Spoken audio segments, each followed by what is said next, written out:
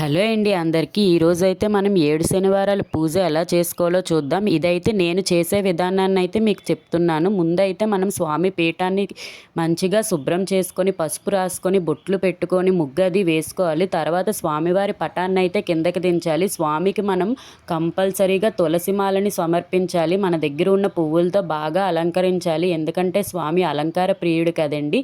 తర్వాత కుడి చేయి భాగాన మనం విఘ్నేశ్వరుని నిలుపుకోవాలి. ఏ పూజ చేసినా మనం విఘ్నేశ్వరుడితోటే మొదలు పెడతాం కదండి. తర్వాత విఘ్నేశ్వరుడికి ఒక తాంబూలం, స్వామికి ఒక తాంబూలం సమర్పించాలి.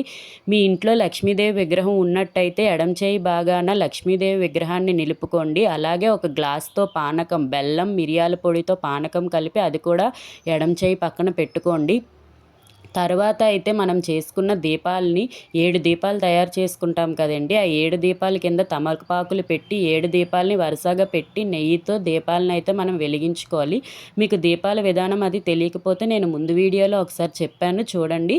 7 దీపాలు వెలిగించేసుకొని తాంబూలం పెట్టిన తర్వాత మనం ముందుగా అయితే గోవిందనామాలు చదువుతామండి. గోవిందనామాలు అయిపోయిన తర్వాత విష్ణు సహస్రనామాలని ఉంటాయండి యూట్యూబ్లో. అవి తీసి చదవండి. మీరు చదవగలిగితే చదవండి, లేదంటే ఆ యూట్యూబ్లో ఆ వీడియోని ఆన్ చేసి మీరు పూజ చేసుకోండి. మీకు వీలైతే లక్ష్మీ సహస్రనామాలు కూడా చదవండి. Thanks for watching.